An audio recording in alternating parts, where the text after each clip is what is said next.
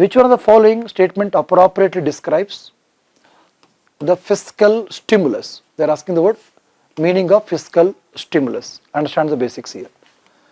Friends, as you all aware, economy is like a cyclical, cyclical. It won't grow straight line. When economy is expanding, okay, when economy is expanding, generally we suggest when economy is expanding, government should increase the taxes, cut the expenditure, okay. That is called counter-cyclical fiscal policy, counter-cyclical fiscal policy. When economy is not doing good, when a slowdown or recession or what you call contraction is taking place, government should decrease the taxes, increase the spending. For example, when COVID-19 came, as you all aware, our government did very well.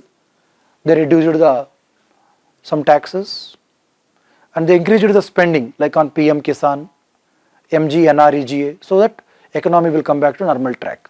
So here economy will pick up. That is called fiscal stimulus. Fiscal stimulus means whenever economy not doing well, government will spend by increasing their capex or by increasing their capital spending. Number two, by lowering the taxes, so that economy will come back to normal track, called fiscal stimulus. These are popularly known as Keynesian idea or Keynesian thought. So after Keynes, after the 1920s, after the global Great Depression, Keynes played key role advocating the role of government in solving traditional economic problems. Traditionally we thinking in economics, no role of government, etc. But here after Keynes, there is a total shift in thinking process. So this is a fiscal stimulus. Now look at the options. It is a massive investment by the government in manufacturing. Again, in prelims, whenever they keep narrow sentences or statements like only manufacturing, the word only is not there, but they are talking about manufacturing.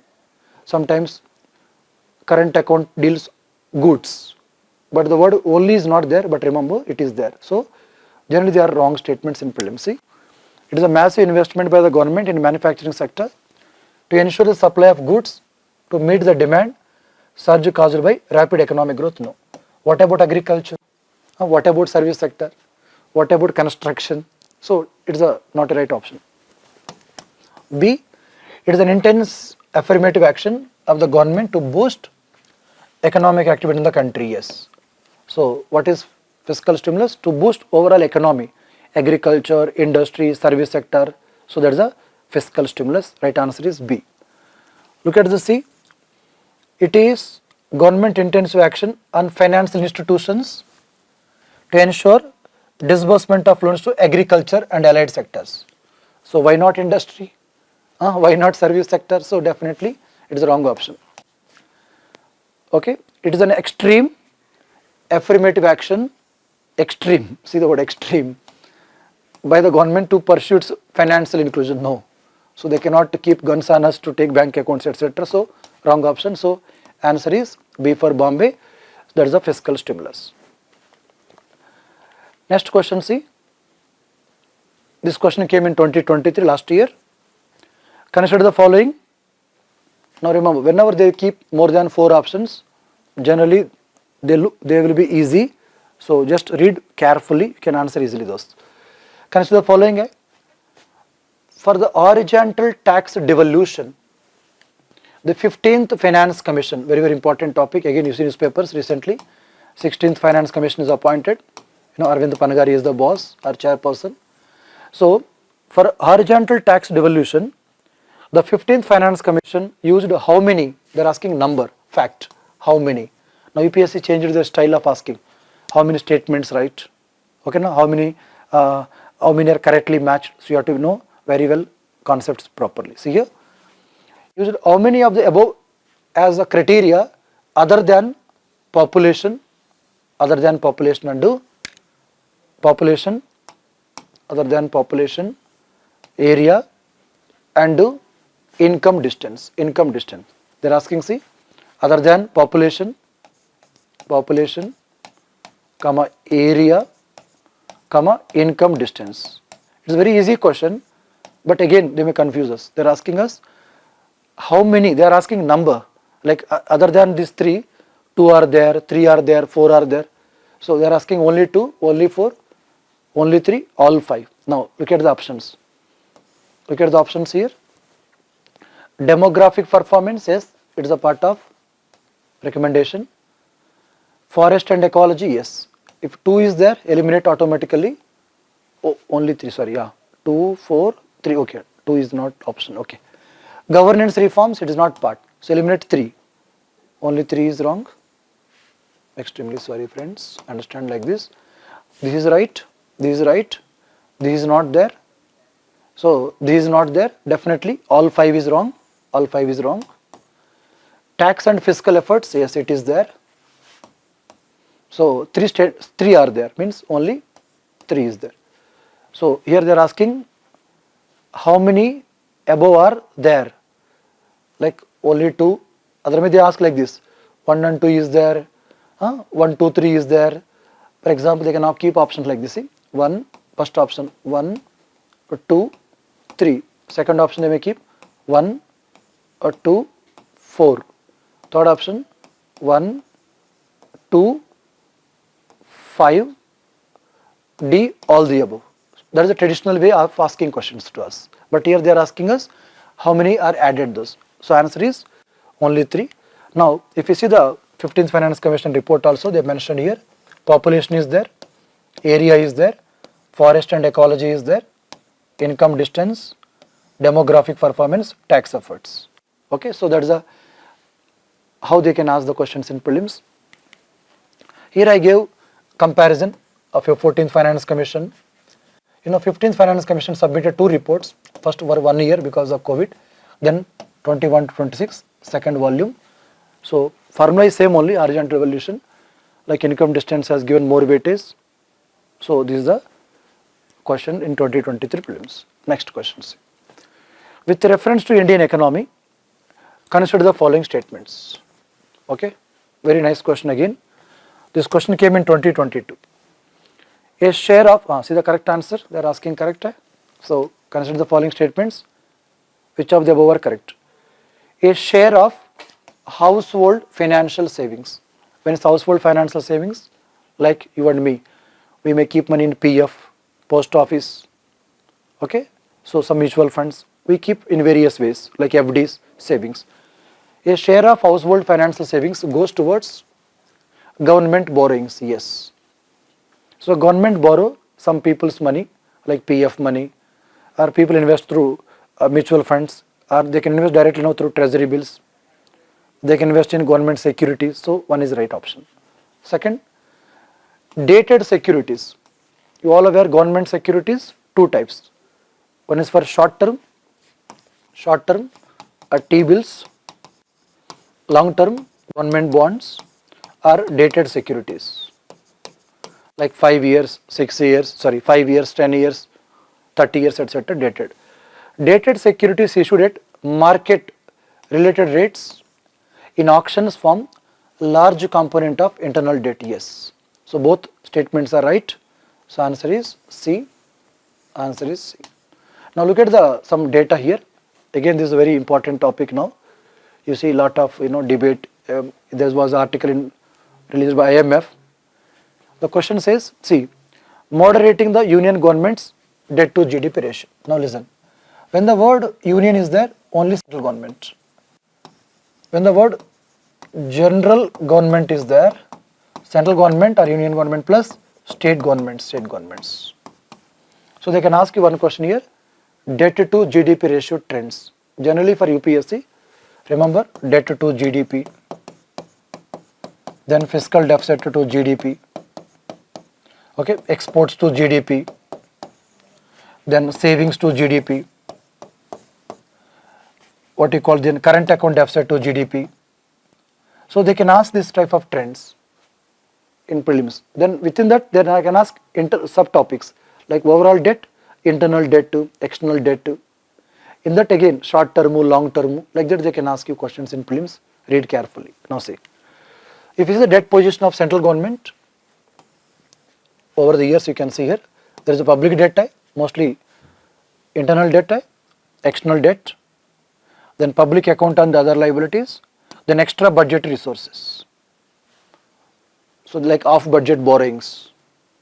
So here, if you observe the data of 2014 to 1920, or if it's a current year survey, current year if you see, in that internal debt is more, 114 lakh crores. In that see marketable securities, marketable 88, non-marketable 26. External debt very less. So if you see the India or central government data trends now, internal debt is higher. So internal debt is higher. Internal debt is higher. Point number one, remember internal debt is higher.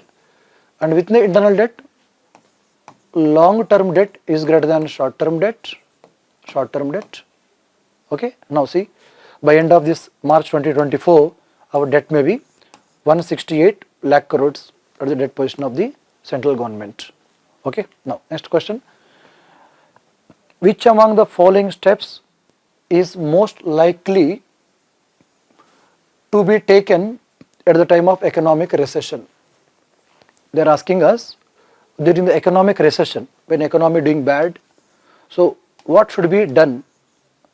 First option, cut the tax rates, yes, but increase in interest rates, no. Remember, in any economic problem anywhere in the globe, there are two major policies. One is a fiscal policy, another one is monetary policy. Fiscal policy means, income, expenditure, borrowings of the government. Monetary policy means interest rates and money supply in the economy, money supply. Now, when our economy is not doing good, we suggest expansionary fiscal and monetary policies. So, expansionary means government should cut the taxes and increase the spending. Increase the spending. RBI should lower the interest rates like repo rate and reduce the CRR and SLR, etc. So that there is a more money supply, economy will grow or flourish. So here, cutting tax rates right, but increasing interest rates is not right option. Then increase in expenditure on public projects, yes. Generally, when our economy not doing good, we will suggest to spend more on capex, like the way government of India is doing today very well. They are spending on Bharatmala, Sagarmala, various infrastructure projects. It has a more multiplier effect than spending on revenue expenditure. So definitely it's a correct step. Increase in tax rates, no.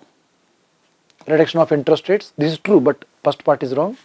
Reduction of expenditure on public projects, no. So answer is B for Bombay here. So that is how UPSC asking fiscal policy का role and monetary policy role. आपको दोनों जानना चाहिए दोस्त. You should know both. So generally when economy doing good, we will suggest what you call contractionary, or you may say counter-cyclical. When I say counter-cyclical, economy doing good, government should do cautious, they should spend less. When economy doing bad, when recession is going on, government should spend more. That is what exactly counter-cyclical fiscal policies. So one more keyword you see, pro-cyclical, listen. When we say the word pro-cyclical fiscal policies, when economy doing good, government also lowering the taxes, spending more. When economy doing bad, government increasing the tax, spending less. This is called pro-cyclical. जैसा business cycle चल रहा है वैसा. That is a pro-cyclical fiscal policy. But ideally is counter-cyclical fiscal policy. Here we should increase the taxes, spend less. Here decrease the taxes, spend more. That is what exactly expansionary, or you may say counter-cyclical fiscal policy. Right option is B. Next question. Consider the following statements. India's external debt. India's external debt. Here they are asking India. Now don't confuse. When the word India is there, it includes the government, that is the sovereign, as well as non-sovereign, like commercial. India's external debt owed by government entities. They are asking most of India's external debt. They are not asking us data, but they are asking data question. If you see the external debt, friends, external debt, we have a government debt, Number 2, non-government debt or non-sovereign debt. Non-sovereign debt. Now look at the trends.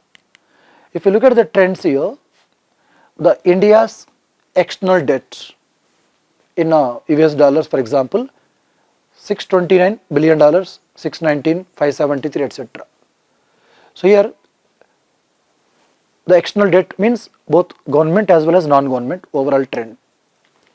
But if you see the sovereign external debt, non-sovereign external debt, it's clearly telling us the non-sovereign external debt is more than government debt. But the question was, most of external debt of India was owned by government entities, is a wrong option, wrong option. So we can eliminate. You can see the here again, I give some data here copied. So growth in sovereign external debt, non-sovereign. Then India's external debt position to the GDP. So if you ask me today, we are in a comfortable position because compared to other major economies, our debt to GDP is less. So your external debt here, external debt to the GDP, see, 2017, 19%, 19, 20, 21, 20, 18%. So UPSC can ask you, external debt to GDP continuously increasing, wrong statement. Right? And one more question here, India's short-term external debt as a ratio of total external debt. If you see within our external debt, short-term and long-term, and short-term debt is very less. So here less than 20 or around 20, little bit increase compared to last year, 20%, 20.0, 20.6. Then India's external debt currency composition. So which currency we borrowed from outside India? Mostly dollar denomination. Around 50%, see, 51, 53, 54. So of our external debt is, or more than half, you may say 54%, is in dollar denomination. Then Indian rupee like masala bonds, etc. Indian rupee denomination. Then you see SDRs, Japanese yen, euros. So in prelims they can ask you, which of the following statement is true? Our total external debt to dollar denomination row. No, it's the wrong statement. Now look at the UPSC question here. The question was, most of our India's external debt owed by government entities, wrong statement. If you eliminate A, automatically A gone, C gone. All, see the word all, generally extreme words like all, only, extreme. So we have to read very carefully in prelims. All of India's external debt denominated in American dollars. As you know, that is not true. Even some of our debt is in rupees, in euros, Japanese currency, yen. So definitely 2 is wrong. So answer is both are not correct. So D is the correct answer. Question came in 19 prelims. Now here see, the trends are important, as you know, trends of external debt, then sovereign external debt, non-sovereign, then what is happening in growth. In prelims they can ask you, last 5 years, sovereign growth rate of external debt continuously increasing, growth rate, no, wrong. This already we know, India's external debt to the GDP ratio. Then short-term debt. Look at in 1990s, it is a 10% of total external debt, but around now 20, 17, etc. Currency composition also you can see here. India's external debt maturity wise. Generally India's debt is more long term in nature, long term. You can see long term debt is more than short term. Almost you see stock of short term debt is very less, very less. For example, if you see 2023, $496 billion is a long term debt, short term is $128 billion.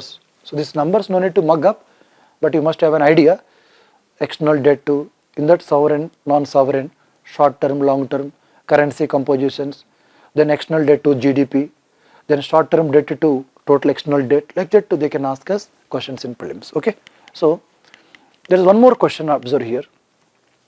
Share share of long-term debt and short-term debt. So long-term debt is around 79%. See, 79, 80, 82 over the years. So major our external debt is long-term debt. Long-term, short-term is around 20.6 for FY 2023. This is the short-term and long-term debt data. There is one more keyword, concessional, non-concessional. When I say concessional, generally they provide us with less interest or longer period loan, that is 15 years, 20 years. So we can pay back after 20 years, 30 years. That's called concessional. Non-concessional means at market rate interest. Again, if you see India's external debt, non-concessional debt is more than concessional.